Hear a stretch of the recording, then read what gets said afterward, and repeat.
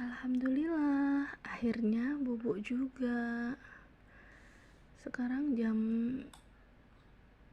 1:30 ya.